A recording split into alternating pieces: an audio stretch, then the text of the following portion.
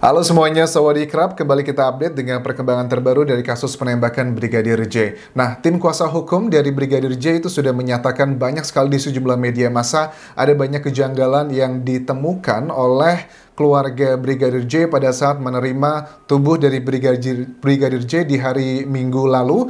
Dan salah satu hal yang aku juga kaget pada saat melihat gambar dari Kompas TV yang merupakan hasil keterangan dari Kamarudin Simanjuntak di sini, ada salah satu statement dan juga keterangan bahwa kuku dicabut dan jari patah. Kalau jari patah, aku sudah melihatnya. Kalian juga bisa cek di Instagramku, Anjas di Thailand. Kalian bisa lihat yang tanpa disensor. Tapi kalau kuku dicabut, karena memang kita kan tidak mendapatkan data-data foto-foto yang diupload oleh keluarga ke sosial media kan secara utuh ya. Nah, ini juga bagi aku sangat unik teman-teman. Uniknya adalah pertama, kita harus secara sadar kondisi yang didapatkan dari keluarga Brigadir J pada saat hari Minggu lalu dikirim ke Jambi itu adalah kondisi jenazah yang sudah setelah otopsi. Jadi kita juga harus membedakan ada luka-luka yang memang itu adalah proses karena otopsi. Itu juga nanti akan aku bahas di Instagram live-ku. Kita akan coba detail, simak, dan juga lihat luka secara langsung tanpa disensor. Kita akan bahas di sana bersama-sama. Mudah-mudahan saya berhasil akan mendatangkan seorang tamu dokter forensik. Mudah-mudahan beliau akan datang di situ. Jadi kalian bisa nonton di situ nanti lebih detailnya. Terus sebelum kita bahas ke bagian data-data ilmiah tersebut teman-teman, dari tim kuasa hukum Brigadir J juga menyoroti mengenai aksi peluk-memeluk ya dengan Kapolda Metro Jaya, Irjen Fadil Imran. Ini sebenarnya menurut aku adalah salah satu strategi yang cukup keliru diambil. Karena apa? Sekitar beberapa hari yang lalu itu hampir semua media massa di Indonesia ada rekaman gambar di mana dari Kadif Propam itu memeluk Kapolda Metro Jaya dengan nangis, dengan sedih dan sebagainya. Mungkin awalnya adalah untuk seperti menunjukkan sisi humanis aja. Seorang jenderal pun juga manusia bisa menangis, punya rasa, punya sakit hati dan sebagainya, itu adalah hal yang wajar. Tetapi justru kalau secara hukum ini malah sepertinya sekarang ini menjadi bumerang. Ini menjadi salah satu alasan kenapa pengacara Brigadir J, tim kuasa hukumnya ini mengatakan tidak tepat kalau Polda Metro Jaya yang harus menangani kasus ini. Apalagi ada adegan katanya main teletabis dan peluk-pelukan sama Kadif Propam. Kami ragukan objektivitasnya. Padahal kita juga sudah tahu ya, Presiden sudah mengatakan untuk diusut kasus ini secara terang benderang, sejujur-jujurnya 3 kali keterangannya. Kapolri juga senada hal yang sama. Tapi kita nggak bisa menutup mata, mungkin aja ada oknum-oknum, pejabat-pejabat di bawah sana yang mungkin masih tidak begitu linear dengan arahan dari atasnya. Itu juga tidak bisa kita pungkiri, dan ada arah-arah ke sana juga dengan beberapa fakta yang kita temukan. Ada sejumlah pejabat polisi yang dinonaktifkan. Apakah ini berhubungan dengan independensi dan juga objektivitas seperti yang disampaikan pada beliau-beliau pada saat menyampaikan menonaktifkan sejumlah pejabat di kepolisian Indonesia. Nah, kemudian menurut pengacara Brigadir J juga dikatakan mengenai orang mati dilaporkan ya SP3 karena tidak bisa diminta pertanggungjawabannya lagi. Itu adalah bagian pada saat tuduhan mengenai Brigadir J yang diduga masuk ke kamar istri dari Kadif Propam dan melakukan tindakan seperti itu, walaupun itu hanya berdasarkan keterangan dari saksi aja. Memang keterangan saksi adalah salah satu dari 5 bagian alat bukti ya. Alat bukti itu pertama keterangan saksi, keterangan ahli, keterangan terdakwa, petunjuk, dan juga surat. Tapi kalau untuk kasus ini, ya kita nggak boleh rely lagi kepada keterangan saksi, harus dengan science seperti guidance atau arahan dari Kapolri, harus dengan science crime investigation. Itu nggak sih istilahnya? Kadang-kadang aku juga lupa nyebut seperti itu, tapi adalah intinya data-data ilmiah. Nah, sekarang coba kita lihat foto-foto grafik di sini. Ini adalah dibuat oleh Kompas TV dengan sumber Kamarudin Simanjuntak. Pertama adalah di perut ya, luka memar di perut. Iya, ini aku juga sudah lihat, sudah ada di Instagramku. Jadi perutnya memang kelihatan. Luka memar itu ini juga unik teman-teman ya. Apakah luka memar ini beneran memar atau tidak? Setahu aku, kan aku sering ngobrol ya tentang otopsi kan ya. Kalian cek aja di channel YouTubeku dengan Dokter Hastri, dengan berbagai macam teman-temanku juga yang dari forensik.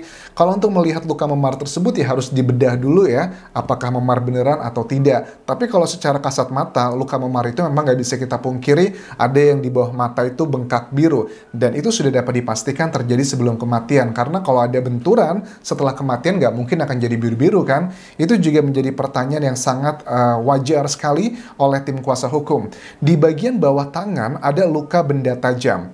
Oke, luka benda tajam di bagian bawah tangan. Nah, apakah ini juga proses embalming? Kalau kalian mau tahu seperti apa sih proses embalming, mengawetkan mayat gitu kan ya, aku melihat dari beberapa rumah sakit ya, kedokteran sih, karena aku di Thailand adalah sebagai seorang dosen, jadi akses untuk mendapatkan data-data seperti itu cukup gampang. Biasanya embalming itu kan dilakukan melalui dua tempat, dibuat sobekan di leher, itu disobek terus dimasukin kayak cairan kan embalming gitu, terus juga di ujung kaki. Biasanya seperti itu. Apakah kalau di tangan adalah hal yang wajar juga untuk proses embalming? Takutnya juga kita salah kan ya, karena kita adalah masyarakat awam. Jangan sampai lukanya adalah karena proses otopsi, malah kita menilainya adalah itu proses sebelum kematian. Jadi kita harus bisa memilah-milih gitu teman-teman. Kemudian di tangannya menurut dari Kamarudin Simanjuntak, kuku dicabut dan jari patah.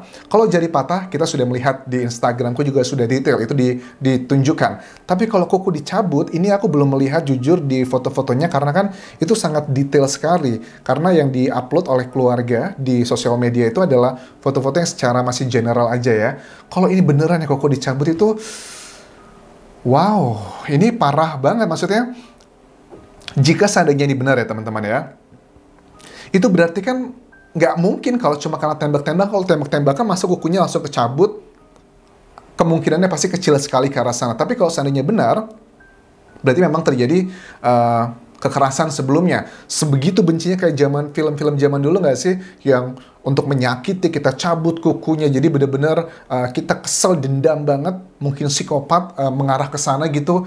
Biarin dia kesakitan karena menyimbolkan kebencian yang luar biasa terhadap Brigadir J, jika ini adalah benar. Tapi untuk mengkonfirmasi ini adalah harus ada konfirmasi ya dari dokter otopsi, dan saat ini juga setahu aku lagi proses ya untuk dilakukan otopsi kedua, di mana aku melihat juga laporan dari sejumlah TV nasional, misalnya di TV One ada warga yang sudah menjaga makam dari Brigadir J selama 24 jam, dan ada rumah sakit yang akan menangani otopsinya di Jambi. Ada dari Angkatan Darat, Angkatan Laut, Angkatan Udara, dan juga satu rumah sakit nasional swasta itu juga akan terjun di sini, dan tidak ada dari pihak kepolisian karena untuk menjadi data pembanding. Otopsi pertama kan baru akan dirilis kalau nggak salah sih aku tangkap ini mungkin minggu depan ya, data-data secara realnya, karena itu ada undangan dari Komnas HAM juga untuk memaparkan data otopsi yang pertama. Oke, di bagian berikutnya adalah mengenai kaki, itu ada luka sayatan. Nah, kaki ini kan lebih... Oke, kaki luka sayatan ini juga apakah luka sebelum kematian ataukah luka proses otopsi? Ini juga penting, harus digarisbawahi karena pada saat ada luka-luka sayatan itu aku juga cenderungnya kita harus tahu membedakan mana yang akibat sebelum kematian atau pada saat proses otopsi. Mudah-mudahan ini harusnya bisa diklarifikasi, nggak sulit banget ya untuk menentukan ini dari dokter otopsinya. Di bawah mata itu ada luka penganiayaan. Nah, ini juga bagi aku cenderungnya agak setuju karena ini bisa dengan kasat mata teman-teman. Di bawah mata itu ada bengkak, kemudian dijahit, hidung itu ada 2 jahitan, kemudian luka jeratan di leher. Nah, di leher ini juga harus kita klarifikasi nih. Luka jeratan atau luka robek, karena kalau aku melihat dari teman-teman kedokteranku di Thailand itu mereka pada saat proses embalming yang seperti aku bilang tadi, dirobek dari sini kemudian dimasukkan cairan untuk mengawetkan jenazah gitu. Nah, rahang bergeser dan lebam. Oke.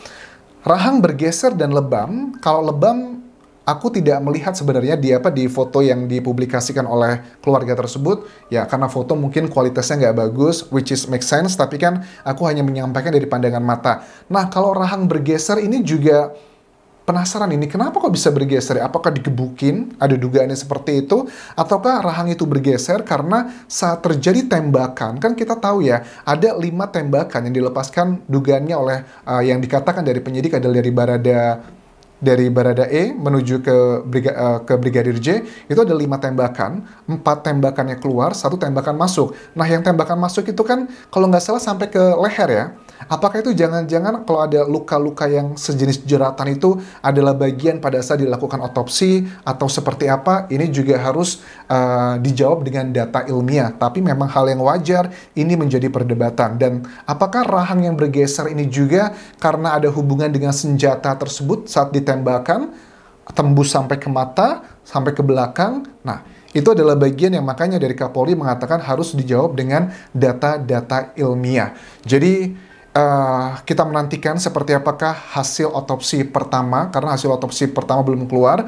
Hasil otopsi kedua harusnya mudah-mudahan segera dilakukan ya, karena kalau semakin lama tentunya itu akan semakin sulit untuk dilakukan tindakan karena mengalami pembusukan dan sebagainya.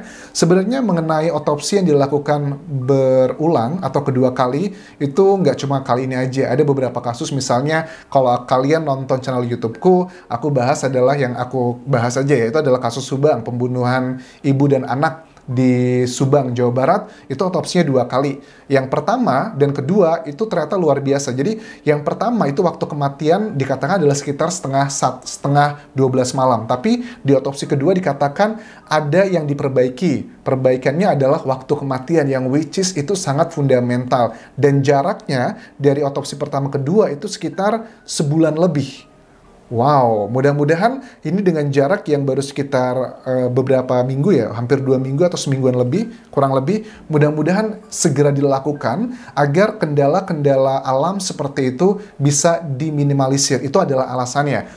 Ini juga dari dokter forensik ya, pasti semakin cepat akan semakin lebih baik ya. Walaupun kalau untuk yang lebih kuat, data-data yang mengenai alat bukti otopsi ini akan jauh lebih banyak digunakan memang otopsi yang pertama karena lebih virgin ya. Tapi kita juga nggak bisa menutup mata, ada banyak kasus juga otopsi kedua itu berperan penting juga jika ditemukan suatu kontennya yang luar biasa berbalik arah dengan otopsi pertama. Nah, nanti di pengadilan, di sidang, otopsi pertama dan kedua, dokter masing-masing ini akan mengajukan surat, membuat tulisan surat yang maksudnya itu adalah salah satu bagian dari alat bukti.